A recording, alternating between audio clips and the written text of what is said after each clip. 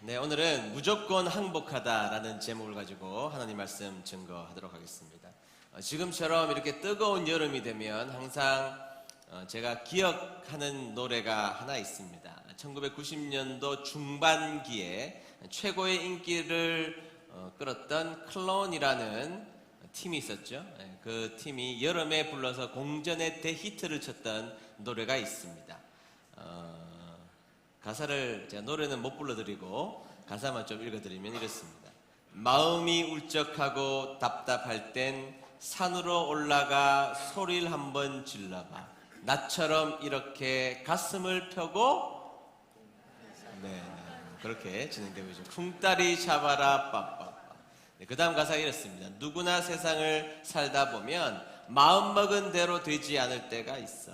그럴 땐 나처럼 노래를 불러봐. 어떻게? 딴 거는 기억을 잘 못하시면.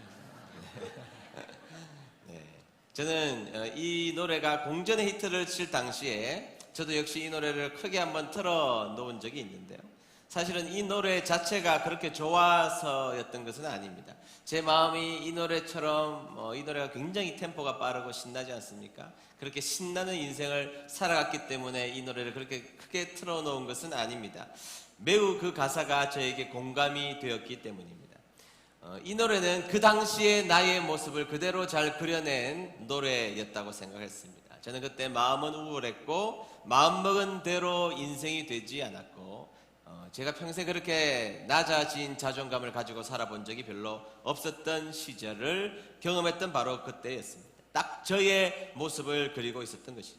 그리고 인생에 있어서 어릴 때야 부모님들이 그 길을 제시해 주셔서 그 길을 갔지만 제 인생에 있어서 첫 번째 저의 청사진을 그렸던 그 청사진을 찢어서 휴지통에 던져야만 했던 바로 그 상황이었던 것이죠.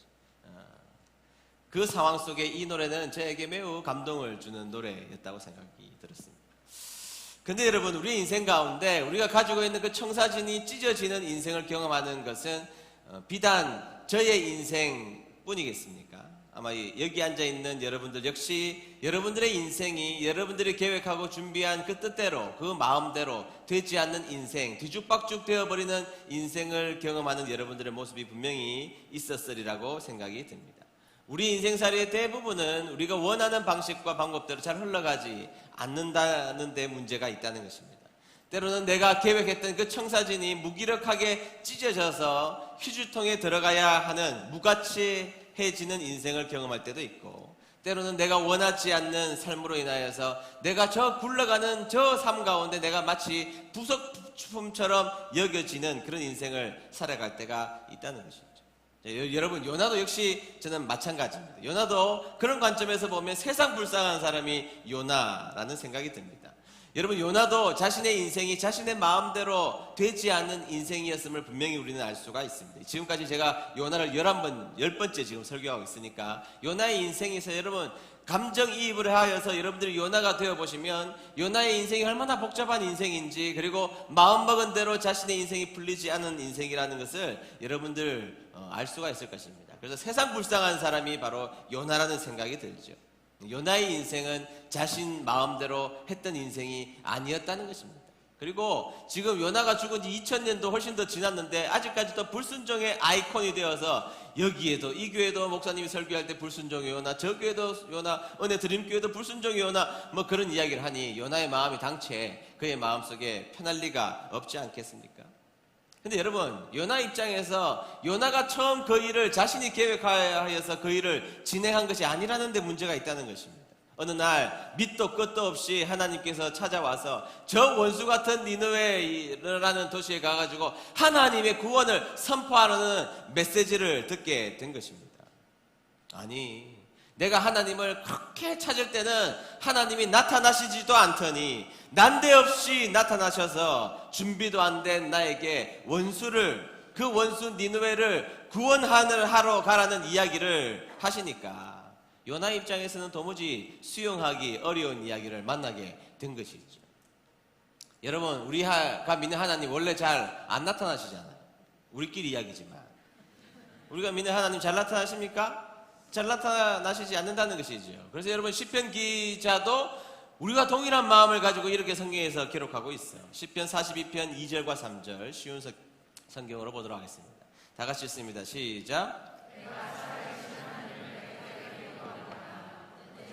하나님을 만나러 갈 수 있겠습니까? 낮이면 낮마다 밤이면 밤마다 내 눈물이 양식이 되었습니다. 사람들은 언제나 내게 말합니다. 너의 하나님이 어디에 있지? 아멘. 네.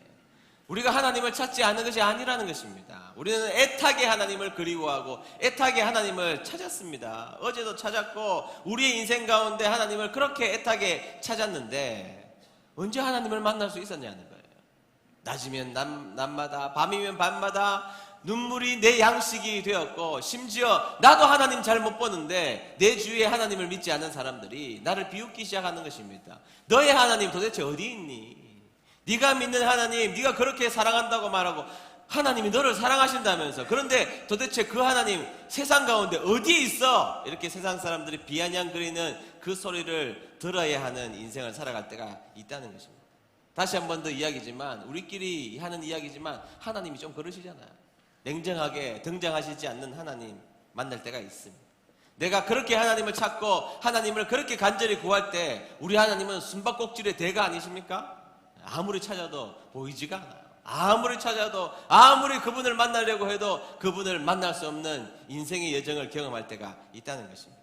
그런데 어쩌다가 죄 한번 지으면 깍꿍하고 나타나셔서 너 죄 지었지 그러신단 말이죠.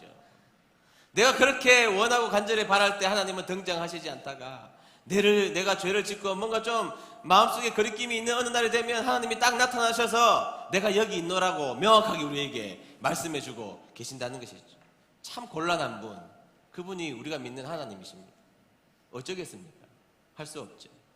또 어느 날은 마음에 부담을 주셔서 주님의 사명을 막 감당하게 하시는데 지나고 나니까 깨달아지고 그것이 하나님의 은혜였고 감사한 일이지만 그 일을 감당해야 되며 무거운 짐을 지고 지나가는 그 걸음을 걸을 때만 해도 우리 하나님은 좀 부담스러운 하나님이시라는 것을 느끼지 않을 수가 없다는 것입니다. 그래서 저도 하나님이 나타날까 봐 요즘에 좀 무섭습니다. 저의 인생에서 우리 하나님의 음성이 들린 적이 없진 않았습니다. 그런데 제가 진짜 위로가 필요할 때거나 정말로 내 인생 가운데 하나님의 도움이 절실히 필요할 때 하나님의 음성을 직접적으로 제가 들은 적은 거의 저의 인생 가운데 찾아본 적이 없는 것 같습니다. 분명히 하나님이 저를 찾아오신 것은 제가 깨달았습니다. 그러나 하나님의 음성이 명확하게 들린 적, 제가 하나님이 필요할 때 그리고 제 인생에 위로가 필요할 때 하나님은 그런 방식으로 저의 인생에 찾아오신 적은 거의 없다는 것이죠. 꼭 어떤 일을 부담스럽게 시키실 때가 되면 하나님은 내 인생 가운데 떡하니 등장하셔서 명백하게 부인할 수 없도록 하나님의 일인지 깨닫게 하셔서 그 일을 걸어가게 험난한 그 사명을 감당하게 하나님께서 하신다는 것이죠. 내가 조금도 꼼짝달싹할 수 없을 만큼 부인할 수 없을 정도로 정확하고 명확하게 다가오신다는 거예요. 여러분 그렇지 않습니까? 제가 믿는 하나님하고 여러분들이 믿는 하나님하고 달라요? 네, 다 그런 인생을 살아가는 모습이 있다는 것이죠. 여러분 관계적인 측면에서도 한번 보십시오. 내가 어느 날 어떤 성도님하고 한번 부딪혔는데 사실관계나 선후 맥락을 따져보면 다 내가 잘못한 것이 아니에요. 주위 사람들도 다 그렇게 말합니다. 당신이 잘못한 것이 아니라고. 그렇게 분명하게 객관적으로 따질 수 있는 사안임에도 불구하고 왜 내가 괴롭냐고요. 내가 잘못한 것이 아닌데 왜 하나님의 말씀을 부딪혀보면 왜 내가 괴롭냐고요. 내 마음속에 왕창 부담을 주시면서 다가오시는 하나님은 너 화해 안 해? 너 용서 안 해? 너 회개 안 해? 그렇게 하시면서 우리의 눈물을 요구하시는 하나님을 만날 때가 인생 가운데 너무너무 많다는 것입니다. 여러분 1907년도 우리나라의 평양에서 일어났던 대부흥운동은 전 세계에서도 알아주는 아주 대부흥운동이었습니다. 그때 성령님께서 얼마나 성도님들의 마음을 변화시켰는지 모릅니다. 그때의 역사를 가만히 뒤져보면 교회사의 역사를 가만히 뒤져보면 정말로 놀라운 일들이 많이 일어났습니다. 이웃집에 내가 옛날에 오래전에 잠시 위치 이동시킨 거 있잖아요. 물건 잠시 빌려 쓴 거 근데 갖다 놓지 않은 거 하나님이 10년 전, 20년 전 것까지 기억나게 하셔서 회개하게 하셔서 동네 주민들에게 찾아가서 그 주민들을 붙잡고 울고 회개했다는 거 아니에요. 지나가다가 상추 몇 개 뜯어먹은 거, 열매 몇 개 뜯어먹은 거, 그거 뭐 옛날에는 죄라고 생각하지 않았는데 성령님이 마음을 만져주시니까 그 문제를 들고 가가지고 그 옆집 이웃들에게 무릎을 꿇고 내가 잘못했노라고 회개 운동이 벌어졌다는 것 아니겠어요? 그래서 여러분, 역사적 기록에 보면 그 짧은 단시간 내에 2배의 인원이 급속하게 교회 속에 몇 달 만에 들어왔다는 기록들이 있는 것을 보면 그 당시의 회개 운동이 얼마나 무시무시했는지를 알 수 있다는 것입니다. 사실은 가만히 보면 나는 몇 개만 위치 이동했지만 저 옆에 사람은 더 악랄한 짓을 했음에도 불구하고 하나님은 내 마음을 두들기신다는 것이죠. 내 마음을 두들기셔서 내가 회개하게 하고 내가 반성하게 하고 내가 말씀 앞에 깨어지게 하는 하나님을 우리 인생 가운데 만나게 된다는 것입니다. 몇십 년 전에 뒷담화했던 내용도 하나님은 1907년도에 다 회개하게 하셨습니다. 뭐 친구들끼리 만나서 앞 동네 사람들, 옆 동네 사람들, 앞집 사람들 그냥 뭐 뒷담화 조금 할 수 있는데 하나님은 그 문제를 회개하게 하셔서 찾아가서 내가 당신의 뒷담화를 했노라고 정말로 철저하게 회개하는 모습들의 기록에 남아있는 것을 보아서 그 당시에 회개운동이 얼마나 뜨거웠는지를 알 수가 있다는 것이죠. 그런데 선교사님이 놀란 것은 그 당시에 회개와 용서가 어디까지 갔느냐, 그 선교사님들의 기록에 보면 그 당시 조선을 괴롭히고 짓밟은 일본에 대한 전통적인 증오까지 회개했다고 기록에 나와 있습니다. 뭐 임진왜란이 있었고 그 사이에 뭐 평안한 시절 속에 회개운동이 벌어진 것이 아닙니다. 일제가 침략했던 바로 그 한복판에 있었던 그 한국 사람들이, 조선 사람들이 성령님의 은혜를 받자 잘못은 몽땅 저쪽에서 했음에도 불구하고 그냥 그들을 미워했다는 그 마음이 너무나 마음속에 아팠기 때문에 하나님은 그 마음조차도 철저하게 회개시켰고 그 모습을 보면서 선교사들이 깜짝 놀라서 역사 가운데 기록해 놓았다는 것이죠. 여러분, 객관적으로 보십시오. 일본은 전범국가입니다. 전쟁을 일으켰고 한국 사람들을 괴롭혔습니다. 지금까지도 어렵게 하지 않습니까? 그런데 누구 마음이 찔려야 돼요? 네, 그쪽 마음이 찔려야 되는데 성령님이 역사하시면 내 마음이 찔린다는 것이죠. 참 곤란하게도 내 마음이 아프고 내 마음이 찔리고 내가 회개해야 되고 내가 문제를 해결해야 될 주인공으로 나를 하나님의 역사의 한복판에 세워두고 하나님은 나에게 문제를 해결하라고 말씀하신다는 것입니다. 네, 알다가도 모를 모습이 하나님의 역사하심이죠. 이게 딱 요나의 상황이었다는 것이죠. 어느 날 하나님께서 난데없이 준비도 안 된 요나에게 찾아오셔서 니느웨에 가서 복음을 전하라고 하셨을 때에 그거는 아니라고 생각했습니다. 내가 믿는 하나님이 공의의 하나님이라면 그 니느웨 앗수르는 심판받아 마땅한 나라이지 구원받아 마땅한 나라라고는 요나의 입장에서는 도무지 이해할 수 없는 상황, 이해할 수 없는 명령을 요나가 맞닥뜨리게 되었던 것입니다. 그리고 하필이면 왜 나냐는 거예요. 항상 삐딱한 나, 저 성실한 선지자도 세상에 저렇게 많은데 왜 하필이면 삐딱한 나를 불러다가 그 곤란한 일을 나에게 맡기시냐는 거죠. 그 명령을 받아들었던 그 요나는 그때부터 제정신이 아니었습니다. 그 생각해 보십시오. 여러분, 요나가 살고 있던 그 지역으로부터 요나가 벗어나서 저 스페인 땅끝 마을이라고 말하는 저 스페인 말도 통하지 않는 그 나라까지 가려고 마음먹었던 그 마음 자체가 제정신이 아니죠. 여러분, 뭐 요나에게 돈이 있습니까? 선지자가 무슨 돈이 있습니까? 그곳에 가서 뭐 무역을 해서 돈을 많이 벌 수가 있습니까? 그렇지 않잖아요. 말이 통합니까? 지금처럼 뭐 해커스 토플이 있습니까? 파고다 어학원이 있습니까? 스페인말, 알지도 못하는 스페인말, 말도 통하지 않는 곳에 가서 도대체 어떻게 살라고 나를 저 먼 곳까지 떠나보내시는지 알다가도 모를 일이지만 그 명령을 받아들였을 때에 요나는 도대체 하나님의 명령이 이해되지 않았기 때문에 그의 정신은 혼미하여서 그 다시스 행배를 타기로 작정했던 것입니다. 제정신이 아닌 것이죠. 그리고 그는 요빠 항구까지 찾아갔습니다. 그리고 자신의 주머니에 있었던 뭐 자신의 텃밭도 팔았고 집도 긴급하게 처분했으니까 그 집도 제대로 값도 받지 못하면서 그렇게 그 값을 가지고 다시생 배에 올라타지 않았겠습니까? 네, 그 모습도 제정신이 아니었다는 것입니다. 이왕 이렇게 해서 배에 올라탔는데 이왕 이렇게 될 바에는 잠이나 자자. 앞으로 어떻게 될지 모르겠지만 너무나 고단하고 피곤한 며칠을 보냈으니 이제 잠이나 자자 하고 배의 가장 밑에 들어가서 잠을 자고 있는데 밖에 출렁거리죠. 모르겠다. 난 출렁거리든 뭐든 나는 잠이나 자야 되겠다고 하는데 갑자기 아저씨들이 몇 명이 와가지고 자꾸 들고 깨우는 겁니다. 깨우면서 너 하나님 네가 믿는 신에게 기도해 봤니? 아니, 자고 있는 사람에게 깨워서 기도하라고 그러는데 요나가 또 기도 별로 안 했던 것 같아요. 빨리 기도하라 그러지요. 기도하다가 또 안 되니까 물건 밖에다가 집어 던지지요. 그러다가 또 제비 뽑자고 그래가지고 얼떨결에 제비 뽑혀가지고 자기는 아무 일도 모르는데 제비가 뽑혀가지고 자기가 걸린 것입니다. 정신이 없었던 겁니다. 정신이 없는 이 요나는 자신이 잘못되었고 문제는 생긴 것 같고 문제는 심각하자 자신을 저 밖으로 던지라고 나를 저 물속에 던지라고 이야기했으나 그들은 또 던지지 않다가 그래서 괜찮은가 하다가 갑자기 상황이 또 돌변하여서 너를 밖에 던져야 되겠노라고 하고 요나를 바다에 집어 던진 것 아닙니까? 요나가 정신이 있겠습니까? 바다에 풍덩 빠져서 자신의 인생이 끝이다 잠시 기절을 하고 해서 눈을 떠보았더니 눈을 떠보니 캄캄하긴 캄캄했는데 목숨은 붙어있고 꼬집어 보니 꿈도 아니고 분명히 살긴 살았는데 앞이 하나도 안 보이는 깜깜한 곳 한 번도 들어가 본 적이 없는 곳에 들어가 있는 것입니다. 사방은 다 막혀있고 가만히 그곳을 묵상해 보니 물고기 뱃속에 자신이 들어갔다는 이 사실을 발견하게 된 것입니다.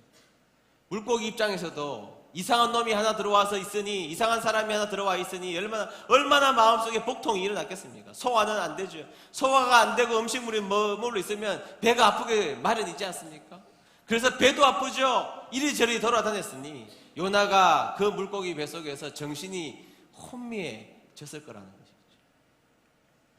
요나 입장에서 보면 제정신이 아닌 인생을 지금 살아가고 있다는 것입니다. 악취가 나는 그곳, 아무것도 보이지 않는 그곳, 주위를 만져봐도 도무지 내가 살아갈 수 있는 방법이 하나도 발견되지 않는 그곳에 던져지게 된 것입니다. 여러분 요나가 한번 되어보십시오. 이해가 됩니까? 자신의 삶은 하나님이 찾아오시고 나서 하나님이 찾아오시자 자신의 삶은 마음대로 되지 않았고 자신의 인생은 완전히 엉망진창의 인생이 되어버리고 말았던 것입니다. 하나님이 찾아오시기 전까지는 오늘날로 말하면 대형교회 잘 나가는 담임 목사님쯤 되었을지도 몰라요. 왜냐하면 요나의 예언은 당대에 이루어졌기 때문에 사람들이 요나를 바라보면 야 신령한 목사님, 신령한 선지자 이렇게 사람들이 대우했을 것이 분명하기 때문입니다. 그때 했던 예언이 그 당대에 그 큰 예언이 이루어졌기 때문에 요나는 사람들에게 신령한 목사님으로 대우받으면서 떵떵거리며 어깨에 힘을 주고 그렇게 다니는 인생이었던 것이죠. 그런데 하나님이 어느 날 불쑥 찾아오시자마자 그의 인생은 형통이라든지 기쁨이라든지 성도들이 볼때와 같이 구름대와 같이 모여든다는 그런 일은 그의 인생 가운데 사라져버리고 말았던 것입니다. 그의 인생은 자신이 바라고 원하던 대로 되지 않았고 완전히 뒤죽박죽 되어버리고 만 것입니다. 여러분 요나 입장에서 다시 한번 생각해 보십시오. 억울해도 이렇게 억울한 인생이 세상에 어디 있습니까? 자신이 원했던 것이 아닙니다. 자신이 바랬던 것이 아닙니다. 그전까지 하나님의 말씀을 전하지 않은 것이 아닙니다. 그런데 어느 날 공의롭지 못한 하나님의 명령을 내가 도무지 받아들일 수 없어서 그냥 나는 내 갈 길을 떠나고 싶었는데 그때부터 자신의 인생은 엉뚱하게 자신이 원하지 않는 방향으로 점점 흘러가고 있는 그런 상황에 맞닥뜨리게 되었던 것이죠. 근데 여러분 그런 요나에게 이상한 일이 발생해요. 요나가 물고기 뱃속에 들어가서 이런 이야기를 하기 시작합니다. 2장 7절의 말씀을 보도록 하겠습니다. 2장 7절의 말씀 다 같이 읽습니다. 시작.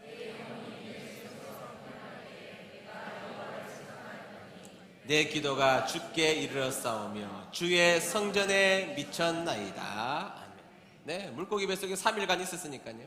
3일간 물고기 뱃속에 있으면서 처음에는 당황스럽겠죠. 악취가 그리고 주위에 있는 환경들이 적응되지 않았을 것입니다. 그러나 사람들은 또 적응의 동물이다 보니까 하루 이틀 지나니까 그 속에서 무엇인가 뭐 살 수 있는 방안, 견딜 수 있는 방안들이 생기기 시작했습니다. 뭐 죽지는 않으니까 어쨌든 그곳에서 적응하기 시작하면서 그는 여호와를 생각했다, 이렇게 성경에서 말하고 있어요.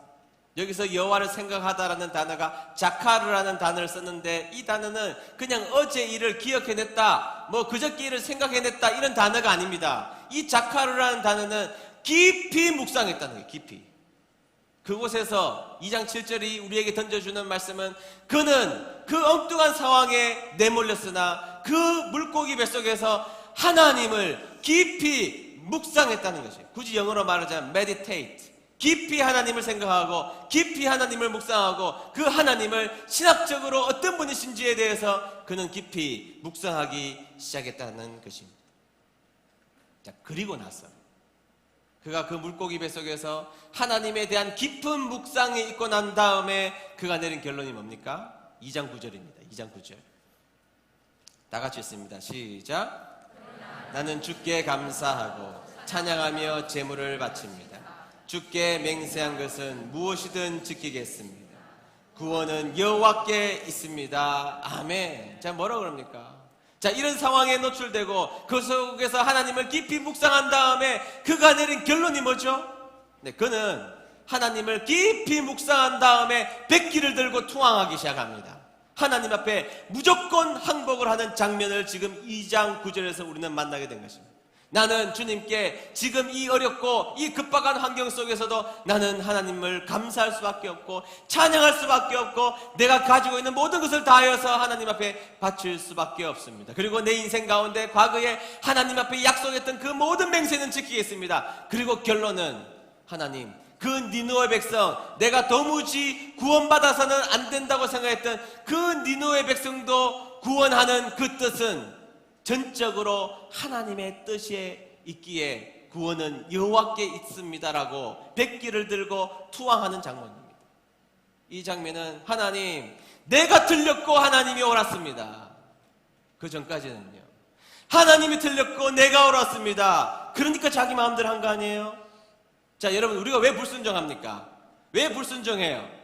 이유는 하나님이 틀렸고 내가 옳았다고 생각하기 때문입니다. 그러나 여러분, 지금 이 상황 가운데 요나는 백기를 들고 투항하기 시작했습니다. 무조건 항복을 하면서 그 한 이야기가 무엇이죠? 하나님, 내가 틀렸고 하나님이 전적으로 옳습니다.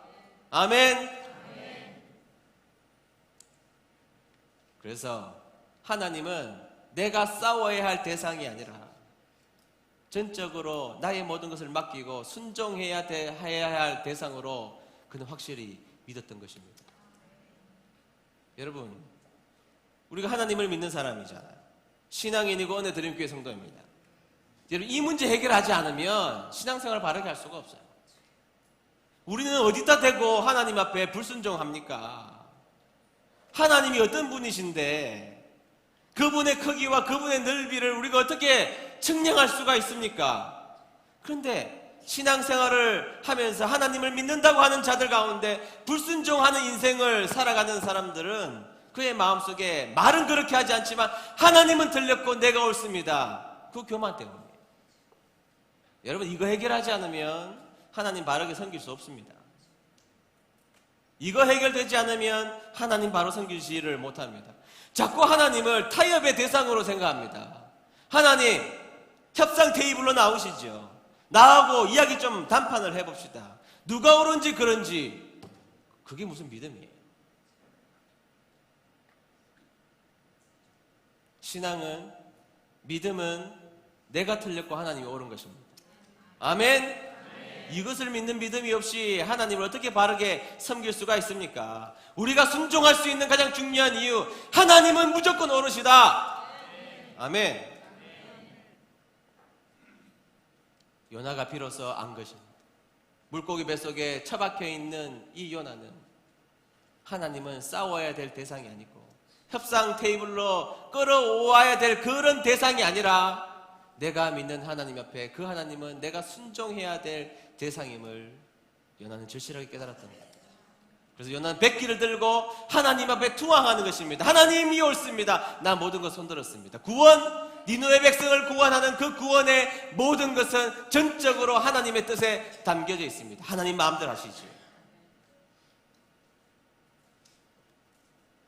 야곱의 이야기를 좀 잠시 하죠.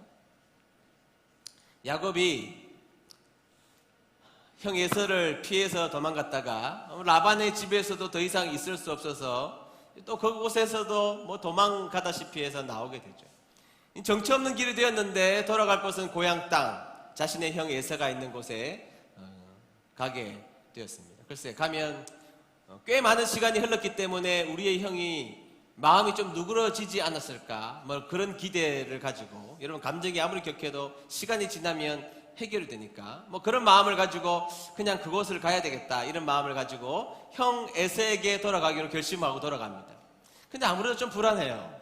그래서 종을 시켜서 지금 상황이 어떤지 살펴보라고 해서 보낸 것이죠. 종이 돌아와서 너무 무시무시한 이야기를 하는 것입니다. 여러분, 야곱은 조용한 사람이었고 그 형에서는 익숙한 사냥꾼이었단 말이에요. 싸움꾼이었다는 것이죠. 뭐 우리는 뭐 멧돼지 나오면 기절할 텐데 형은 멧돼지를 그냥 잡는단 말이죠, 한 손으로. 그런 형이 400명을 이끌고 지금 온다는 소식을 들은 것입니다. 그 말이 무슨 말이죠? 여러분, 자신의 동생이 오는데 정말로 동생을 환영하고 맞이한다면 그냥 뭐 사절단 10명만 데리고 가도 충분합니다. 그런데 여러분, 400명을 이끌고 간다는 것은 내가 저놈을 죽이겠다는 결심 아니고서는 그렇게 할 수 없는 일이죠. 야곱에게 들린 이야기는 그 엉뚱하고 무시무시한 이야기를 들은 것입니다. 자신이 돌아갈 곳은 지금 에서 형에게 밖에 없는데 지금 형은 400명을 이끌고 자신의 앞에 군대를 진격시키고 있는 이 상황에 맞닥뜨리자 야곱이 자신의 인생에 할 수 있는 것이 아무것도 없었습니다.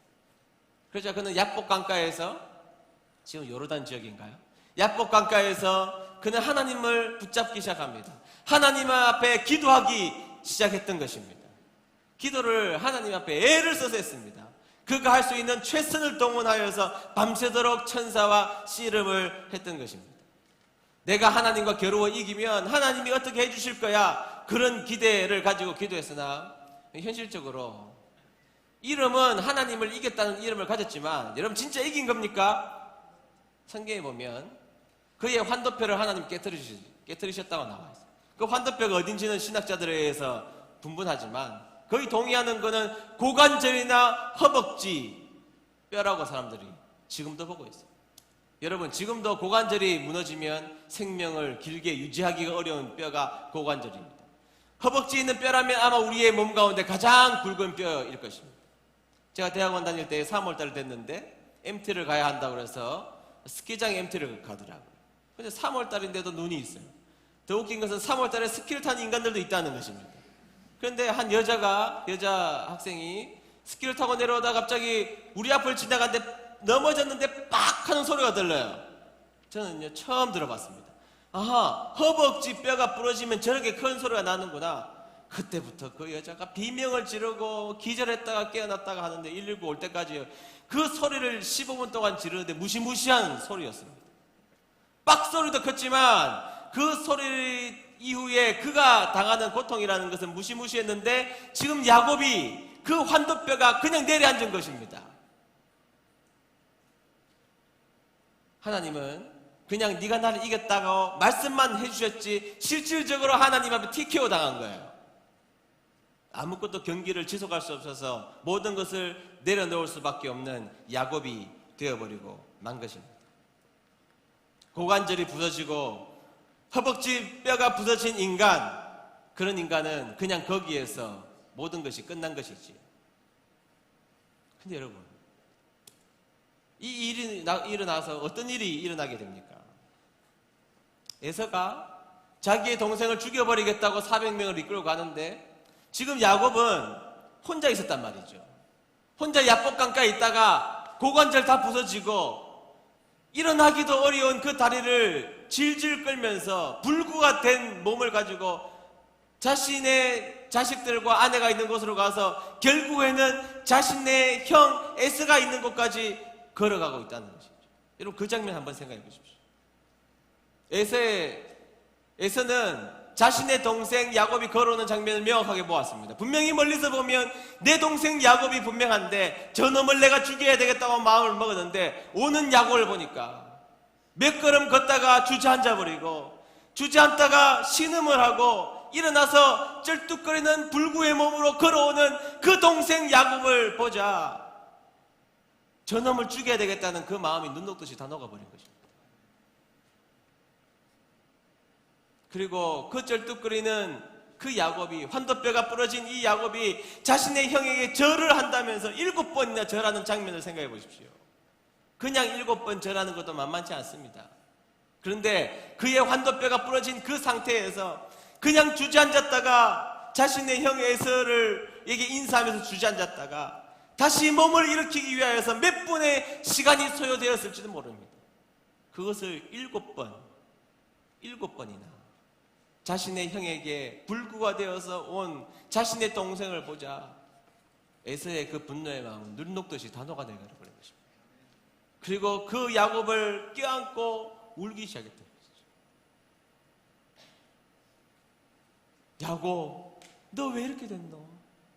너 어떡하다가 이렇게 됐어? 너 내가 들었을 때는 돈도 많이 벌었다고 그러는데 너 어쩌다가 이렇게 불쌍한 처지가 되어서 내 앞에 나타났니? 불쌍한 내 동생 야곱을 껴안고 에서가 우는 것입니다.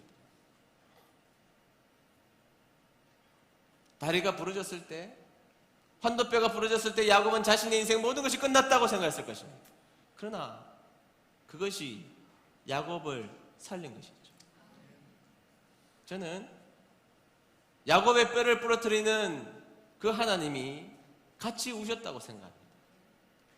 쩔뚝거리며 그 길을 걷는 그 야곱, 아파서 몸부림치고 기절했다가 정신 차려 깨어서 자신의 형 에서에게 다가가는 그 절뚝거리는 그 야곱을 보면서 하나님은 같이 우셨다고 생각합니다. 야곱, 많이 아프지. 야곱, 내가 너를 지금 고통스럽게 하고 너의 다리가 부서져서 그 걸을 수 없는 고통의 길을 걷고 가는 이 걸음 내가 지금 함께 걸어가고 있어. 조금만 참으면 네가 걱정하고 고민하는 모든 문제는 다 일거에 해결될 거야.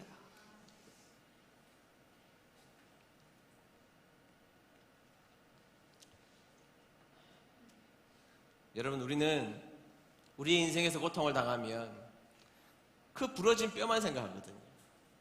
왜 내 다리가 부러졌을까? 내 인생 가운데 왜 이렇게 험악한 일이 일어났을까?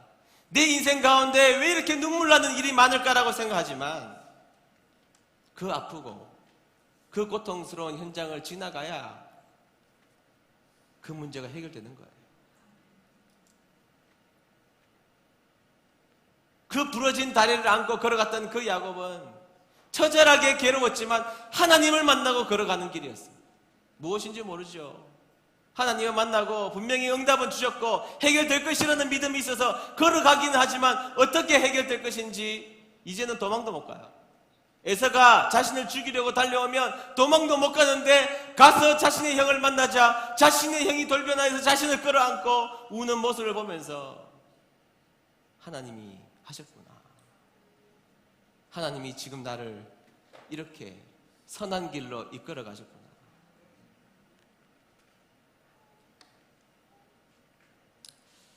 여러분, 하나님께 부러진 것이 있다면 그것이 우리의 인생에 빛이 되는 줄로 믿는 여러분 되시기를 축복합니다. 다시 말하면 하나님 앞에 행복하는 자리가, 항복하는 자리가 우리의 인생의 행복의 자리가 된다는 것을 기억하는 여러분 되시기를 주의로 축복합니다. 자, 요나가 결국엔 어떻게 했죠? 항복했죠. 백기를 들고 하나님 앞에 토항했습니다. 하나님, 알겠습니다. 하나님, 구원은 전적으로 하나님께 주권이 있음을 제가 믿습니다. 그러자 2장 10절 2장 10절입니다. 다 같이 읽습니다. 시작. 요나를 육지에 토하니라. 아멘. 여러분, 이 말씀을 이때까지는 그냥 읽으셨죠. 지금 말씀을 그대로 기억하면서 읽어야 됩니다. 다시 한번 읽겠습니다. 2장 10절 다 같이 시작. 여호와께서 그 물고기에게 말씀하시매 요나를 육지에 토하니라. 다르게 말해보면 그의 인생은 사실은 깜깜한 곳에 거하다가 없어져 버릴 인생이었습니다. 그러나 그가 하나님 앞에 궁극적으로 백기를 들고 투항하며 항복을 선언하자 비로소 그의 인생에 빛이 들어오기 시작했다는 것입니다. 하나님의 사랑입니다. 제가 하나님 같으면 더럽게 말 안 듣는 요나 같은 선지자 안 쓸 것 같아요. 저렇게 고집 피우고 저렇게 자기 마음대로 살아보려고 저렇게 애를 쓰고 내가 지명하여 불렀음에도 불구하고 저렇게 말 안 듣는 요나 그냥 물고기 뱃속에 계속 있어. 그리고 다른 선지자 쓰면 되잖아요. 다른 세상에 순종 잘하고 때로는 맹목적으로 하나님 앞에 돌격 앞으로 하면 돌격 앞으로 하는 선지자들이 꽤 많았을 텐데 하나님은 그에게 빛을 보여주셨다는 것입니다. 여러분, 이 마음을, 이 하나님의 마음을 우리는 닮아야 됩니다.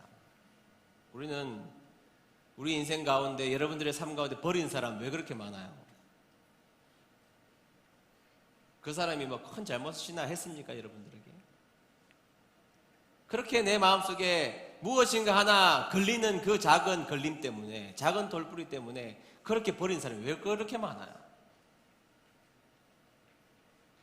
하나님은 그러지 않으십니다. 불순종하고 하나님의 말씀 앞에 아멘하며 전진하지 못하는 이 요나였지만 그를 고치시고 야곱의 환도뼈를 부러뜨리셔서 빛을 보이게 하셨던 그 하나님께서 역시 물고기 뱃속에 들어가 항복의 선언을 받으시고 다시 한 번 더 빛으로 나오셔서 하나님의 사명을 감당하게 하시는 분, 그분이 믿는 우리 하나님이신 줄로 믿습니다. 그것이 바로 그분이 우리에게 베풀어 주시는 놀라운 사랑이라는 것이죠. 우리는 수없이 포기하지만 우리 하나님, 우리에 대한 사랑을 결코 포기하지 않는 분이심을 믿는 저와 여러분 되시기를 주의 이름으로 축복합니다. 제가 이런 글을 한번 읽은 적이 있는데요. 제가 이 글을 읽으면서 오늘 요나 설교가 생각이 났고 이 글을 여러분들에게 소개할 필요가 있다고 생각합니다. 저는 이 글을 읽으면서 하나님의 마음이 보였기 때문입니다. 제목이 아버지의 일기장이라는 글인데요. 이 글을 소개하고 저는 오늘 말씀을 마치려고 합니다. 내용이 이렇습니다. 치매가 걸린 아버지가 창밖을 바라보다가 까치 한 마리를 보고 아들에게 물었다. 아들아, 저게 뭐냐? 까치네요, 아버지. 그렇구나. 잠시 후 아버지는 다시 아들에게 물었다. 아들아, 저게 뭐냐? 아버지, 제가 좀 전에 까치라고 말씀드렸잖아요. 그렇구나. 잠시 후에 아버지는 아들에게 또 물었다. 아들아, 저게 뭐냐? 아버지, 까치라고요, 까치. 제가 까치라고 지금 몇 번이나 말씀드렸어요. 정말 왜 자꾸 그러세요? 까치라고요, 까치. 제발 좀 알아들으세요. 그러자 아버지의 표정이 갑자기 민망해지셨다. 그 모습을 지켜보고 계신 어머니는 말없이 아버지의 낡은 오래된 일기장을 들고 나에게 한 부분을 펴서 보여주셨다. 그리고 그 오래된 아버지의 일기장에는 이런 글이 적혀 있었다. 오늘 우리 아들이 3살이 되는 우리 아들의 생일날이다. 아침에 참새 한 마리가 창가에 날아와 앉았다. 어린 내 아들은 아빠 저게 뭐야? 나에게 물었다. 나는 저 새? 저거 참새야 라고 대답을 해주었다. 그날 아들은 연거푸 23번이나 똑같이 나에게 저것이 무엇이냐고 물었다. 나는 23번 똑같이 대답을 해주었는데 너무 마음이 기쁘고 즐거웠다. 나는 그런 아들이 너무 귀여워 안아주었고 새로운 것에 호기심을 가지는 것에 감사했다. 여러분, 우리 하나님 어떠신 분이십니까? 때로는 하나님께서 우리 인생 가운데 조금 부담스럽게 다가오시는 그 하나님 앞에 원망했고 내 인생의 아픔과 고민 때문에 하나님을 불평했고 하나님 앞에 원망하는 것이 우리의 인생이었지만 하나님은 23번이 아니라 영원히 우리에 대한 사랑을 확증시키시며 더 나아가서 저기 십자가에 자기 아들을 매달아 놓으시면서 우리에 대한 아름다운 사랑을 오늘 이 시간에도 확증하시는 분, 그분이 우리가 믿는 하나님이신 줄로 믿습니다. 그분 앞에 우리가 해야 될 유일한 한 가지 길이 있다면 백기를 들고 투항을 하며 하나님이 전적으로 옳습니다 라며 순종하는 길을 걸어가는 것, 그것이 우리가 하나님 앞에 살아가야 될 우리 아름다운 길임을 기억하는 저와 여러분 되시기를 주의 이름으로 축복합니다. 나의 피난처 예수, 우리 찬양 말씀을 기억하면서 우리를 포기하지 않으시는 우리 하나님의 사랑을 기억하면서 우리 찬양 부르도록 하겠습니다.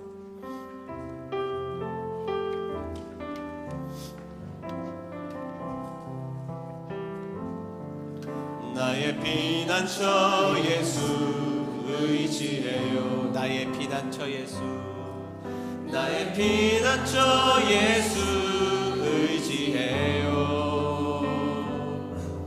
나의 가는 길에 거센 바람 몰아쳐와도 나의 피난처 예수 의지해요.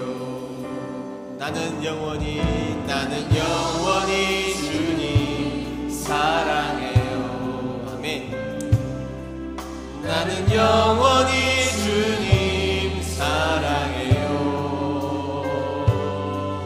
세상 어떤 것도 나의 사랑 끊을 수 없네. 나는 영원히 주님 사랑해. 고백합시다. 아바 아버지, 아바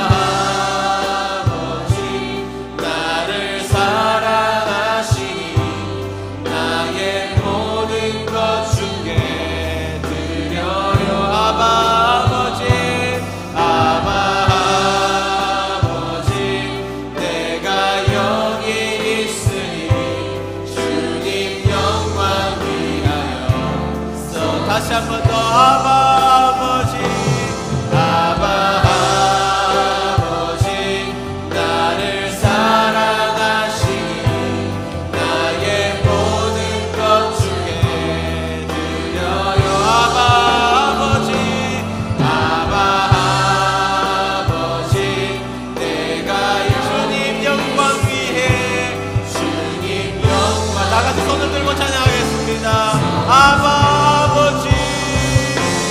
아바 아버지 나를 사랑하시니 나의 모든 것 주께 드려요. 아바 아버지, 아바 아버지 내가 여기 있으니 주님 영광 위하여 써주세요.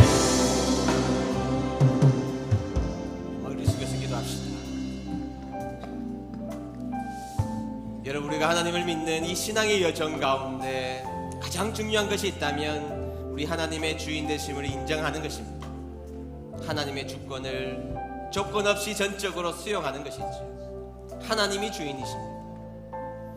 여러분, 우리가 인생을 살아가면서 얼마나 요나처럼 살아갈 때가 많이 있습니까? 물론 그 요나의 심정이 이해가 되지 않는 것은 아니죠. 어느 날 문득 나에게 다가오신 그 부담스러운 하나님을 우리가 종종 만날 때가 있기 때문인 것입니다. 그러나 여러분, 뼈가 부러진 야곱은 아마 그의 인생 가운데 가장 고통스러운 삶이었을 것입니다. 가장 많은 통증이 자신에게 찾아온 때였을 것입니다.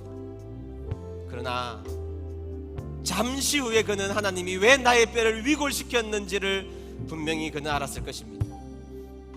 요나도 그 물고기 뱃속에 그 답답한 자리에, 도무지 아무것도 할 수 없는 그 고통스러운 자리에 왜 하나님이 넣으셨는지 도무지 몰랐겠지만, 그러나 비로소 그곳에서 하나님의 주권을 보게 되었던 것입니다.